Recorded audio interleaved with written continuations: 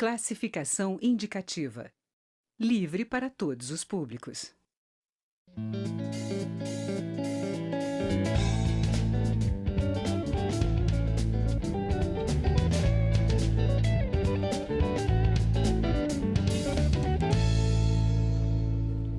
Olá! Atualmente, o governo federal pode contingenciar recursos aprovados no orçamento voltados para uma determinada área. Contingenciar é deixar de liberar as verbas sob o argumento da falta de recursos. Para evitar que a educação saia prejudicada, a deputada Fernanda Melchiona, do PSOL do Rio Grande do Sul, apresentou uma proposta de emenda à Constituição proibindo cortes na área. Eu converso agora com a deputada. Eu sou Mariana Monteiro e este é o Palavra Aberta, um programa da TV e da Rádio Câmara. Olá, deputada. Como é o seu projeto? Oi, Mariana, é um prazer estar aqui contigo no Palavra Aberta, com os nossos telespectadores. O meu projeto visa resguardar a educação. Todo mundo sabe que para enfrentar a crise, mesmo a crise econômica, é importante investir em educação para enfrentar a crise social, para que o povo tenha uma oportunidade, mesmo que pequena, mas uma oportunidade de melhorar as condições de vida diante de uma situação econômica como a nossa, né? De desemprego, de muita informalidade. A gente sabe a importância da educação para produzir ciência e tecnologia, inclusive trazer, né, novas tecnologias para o nosso país.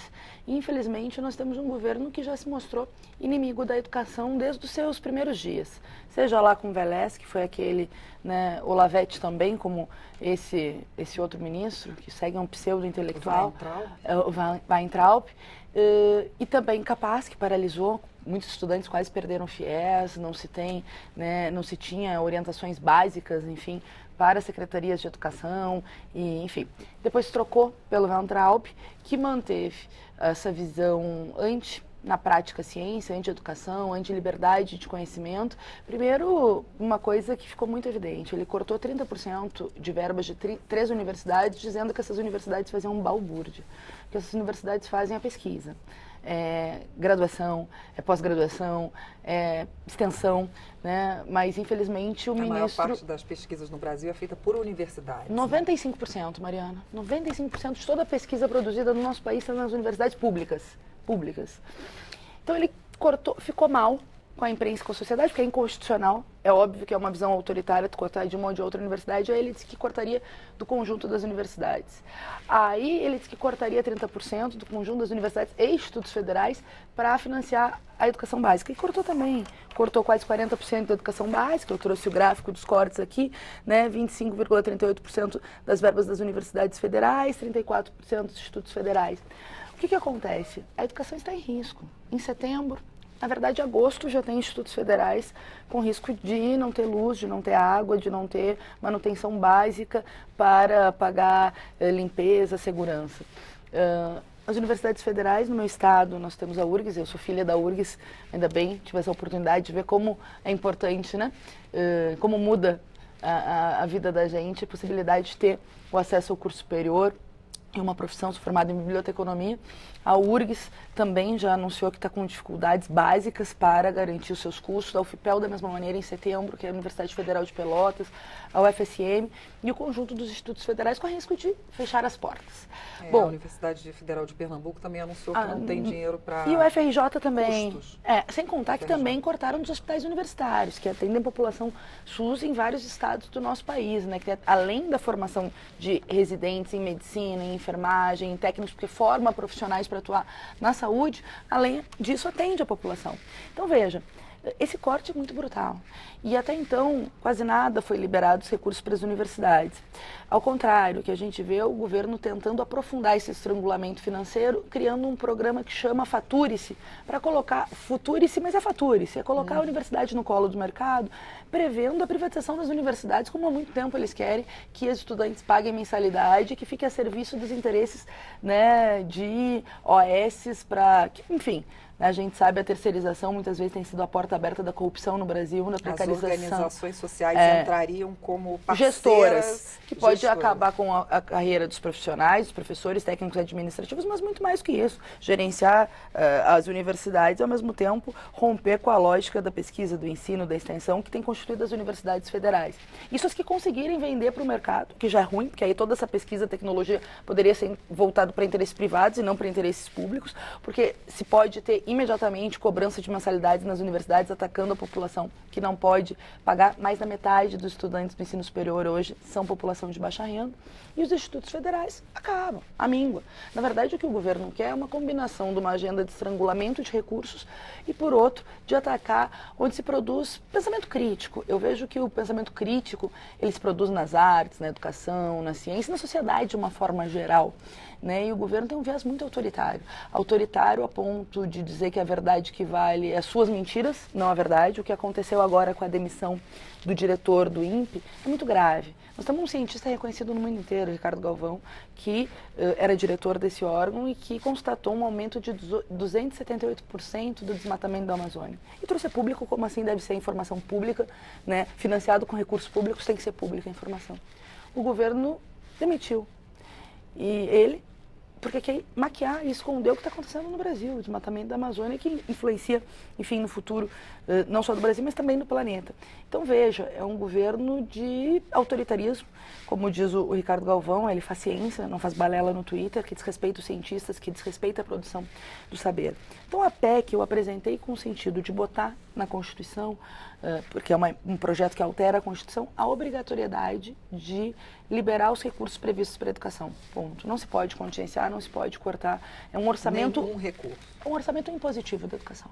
Aquilo que está previsto precisa ser gasto, porque não pode estar à mercê de um governo autoritário e inimigo da educação a possibilidade de, enfim, influenciar num dos pilares de qualquer sociedade. Nós temos 2 milhões de estudantes hoje, né, nessa rede pública que precisa ser ampliada para ter mais oportunidades. O povo sabe.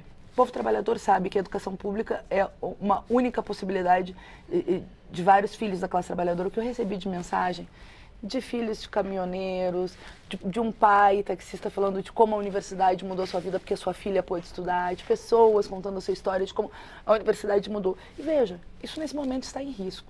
Eu, por outro lado, além de apresentar a PEC, que é muito importante, eu tenho claro que o que muda a possibilidade, inclusive, das leis, a correlação de forças na sociedade, a ideia de uma luta em que a sociedade encampe. E eu acho que a educação pode ser uma luta de maioria. A maioria da sociedade sabe a importância da educação, precisa se mobilizar por isso.